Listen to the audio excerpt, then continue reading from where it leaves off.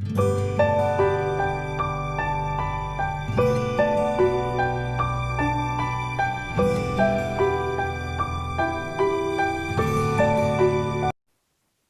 bring greetings to all of you in the precious name of our Lord and Savior Jesus Christ. I am grateful to God for this opportunity to speak to you through this Zoom meeting, and I am grateful to God for our dear brother Charles Grant John for organizing this online preaching. And the theme for today from the Church of South India is Unity Sunday or Ecumenical Sunday.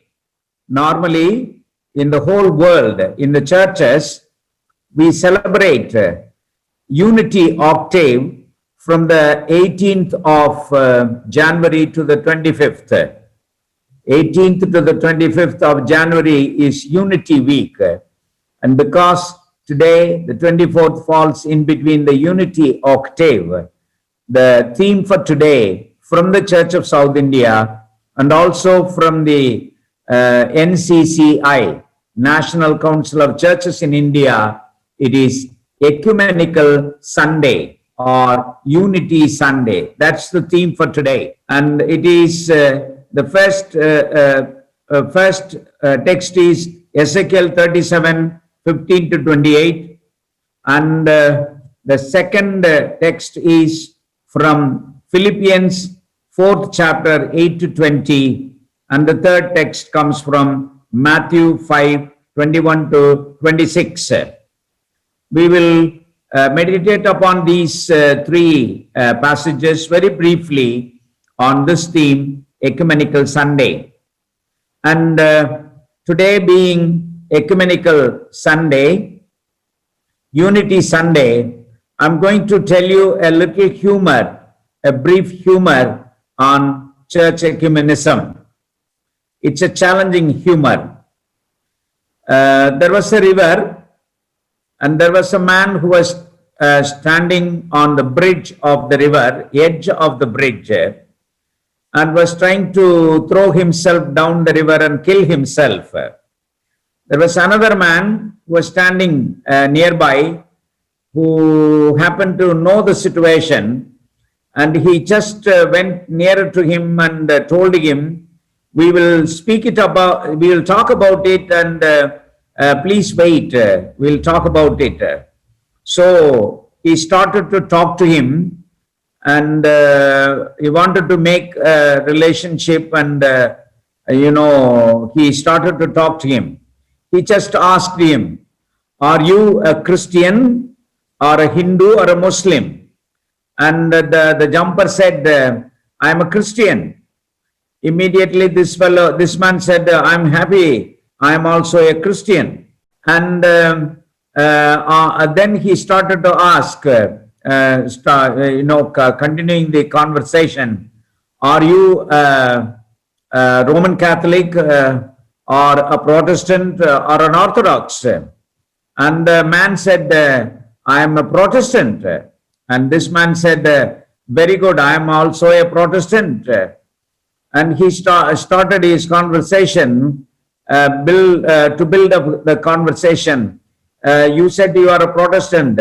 Are you a Methodist or a Baptist or a Presbyterian? And the fellow said, I'm a Baptist. Oh, well done. I am also a Baptist, he said. And then he continued the conversation.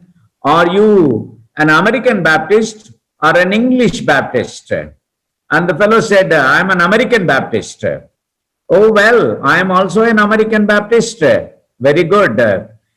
Are you a Northern American Baptist or a Southern American Baptist? He asked. And this fellow said, I am a Northern American Baptist. Immediately, this fellow got angry, and he pushed him down, saying, go, die, you heretic. Terrible. I hope and pray that this is not the situation in our churches, but widely, this is the situation. The church is divided in the name of God. The church is divided in the name of Christ. The church is divided in the name of the Holy Spirit. Terribly we are divided. But on this ecumenical Sunday, we need to think about ecumenism, unity, and how we can bring unity in the churches. But our unity is not for ourselves, it for the sake of the unity of whole humanity. With that introduction, I would like to go to the passages. First of all, the Old Testament passage comes from Ezekiel 37:15 to 28. There, I have written in my diary the title for that particular passage. God is the ground of this unity. God is the ground of this unity. We know the text, we know the story in the text, or a parabolic message in the text. There is a parabolic message. As you all know, Ezekiel was written during the turn of the, return from the exile. So it talks about the unity between Israel and Judah. In the text, God unites both Israel and Judah, the divided kingdoms. The divided kingdoms are united. Therefore, my dear friends, disunity is not the will of God. Disunity is not the will of God.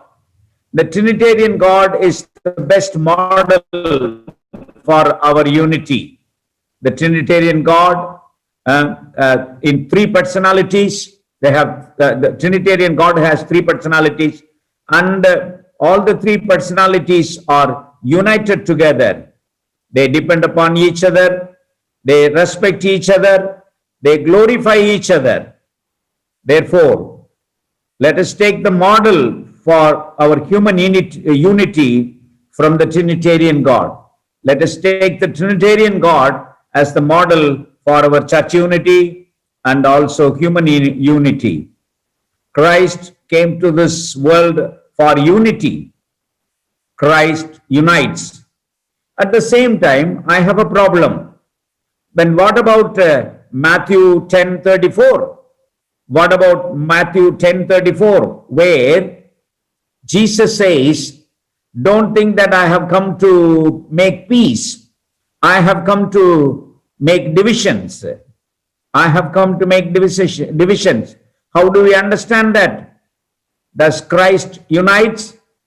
Does Christ unite or does Christ divide? Here in Matthew 10:34, Christ divides. What is the meaning of it?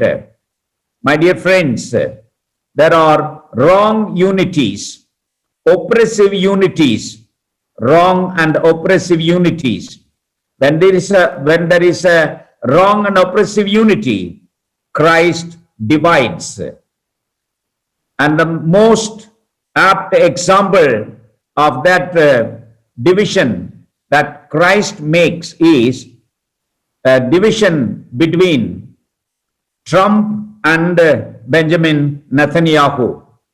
You know, Trump and Benjamin Netanyahu were united together to oppress Palestine.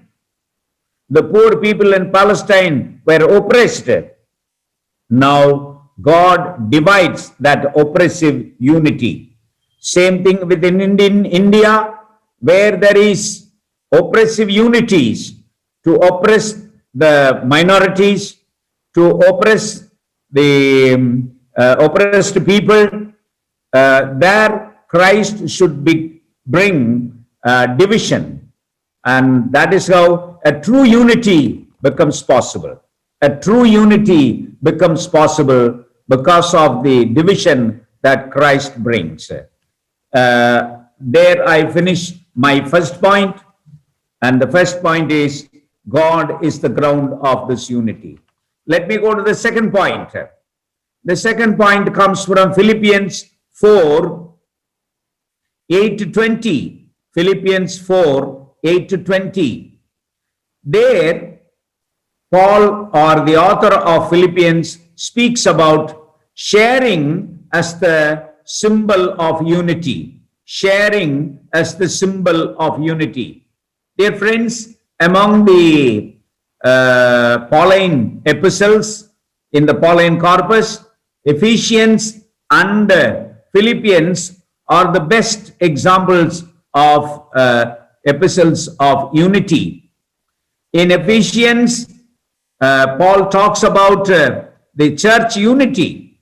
There he says in Ephesians 4:6, there are 7 bases for unity, church unity. You know, we have 7 basic principles. They are, we are one body, body means the church of God, one spirit, one hope, one Lord, one faith, one baptism, one God, the parent. There comes the unity, because they are the basics of this unity. Uniters are more than the dividers. Uniters are more than the dividers, because in India there are dividers: caste, religion, race, language. They are all dividers. But uniters are more than the dividers, my dear friends. In Philippians, Paul gives instructions for sharing. Paul gives instructions for sharing. The Philippians shared with Paul and showed their solidarity with Paul, showed their unity with Paul. Jesus is the greatest example of sharing, who shared himself on the cross. Sharing is the greatest gift of unity. This is what happened in the early church. The early church shared and they expressed their unity in chapters 2 and 4 of Acts of the Apostles, sharing with the needy, sharing with the poor. It became the mark of the symbol of unity of the church in the early days. Dear friends, without equality of sharing, there is no unity. Without equality and sharing, there is no unity. Our politicians in India are asking for unity, one nation, one India. But we need to think about the divisions which are in India, in the name of language, in the name of caste, in the name of culture. There are disunities. Politicians make use of these to divide people, and they are asking for unity. Until the day that you are making caste and religion as a divider, we cannot get unity in India, my dear friends. Therefore, let me finish my second point, that sharing equally is the symbol of unity on this Ecumenical Sunday. Finally, let us go to the third point, third paragraph, which has been given for us for meditation today. That comes from Matthew 5:21 to 26. Matthew 5:21 to 26. There, our Lord and Savior Jesus Christ talks about reconciliation. If you go to the altar and you understand that there is a brother or a sister who has got relationship broken with you, you go and settle the matter, reconcile with him or her, and then come back and pay the offering. This is how our Lord and Savior Jesus Christ was asking for reconciliation. And this reconciliation has 3 parts. One is reconciliation with God. Second is reconciliation with fellow human beings, brothers and sisters. And thirdly, reconciliation with nature. Reconciliation with nature becomes a great needed thing today, because of the estrangement that we did with the nature. We received this pandemic. Pandemic was not given by God. coronavirus was not sent from God. This was because of our irresponsible use of nature, our estrangement with nature. So we need to reconcile with nature, and that is how we need to bring unity of the whole creation. Unity with God is possible only by the unity with the fellow human beings and the nature. Unity or reconciliation with God is called the vertical reconciliation, but reconciliation with one's fellow human beings and nature is called horizontal reconciliation. There is no vertical reconciliation without horizontal reconciliation.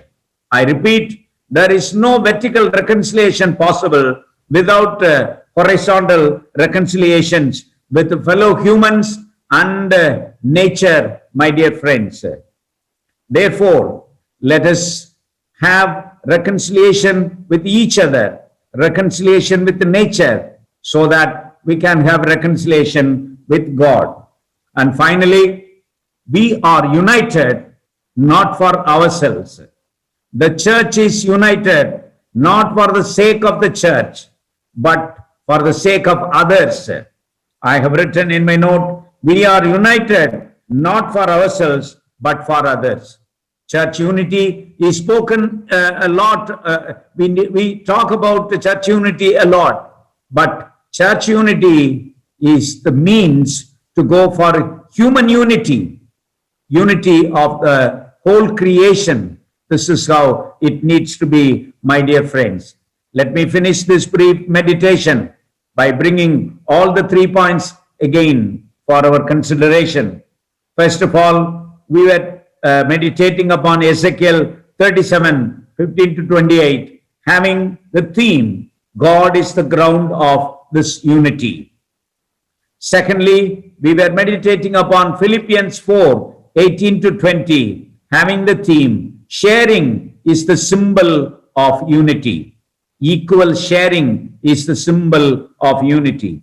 And finally, Matthew 5, 21 to 26, reconciliation is the result of unity. Reconciliation is the result of unity. May God bless all of us and use us in His service for unity. So therefore, my dear friends, let me finish that we work for unity, not for ourselves, but for the sake of the whole world, because God loves the whole world. God is not the God only of the church, but God of the world. The whole world is the oikumene of God, the church of God. Therefore, let us pray for unity and ecumenism on this day of Ecumenical Sunday. In the name of the Father, and of the Son, and of the Holy Spirit. Amen.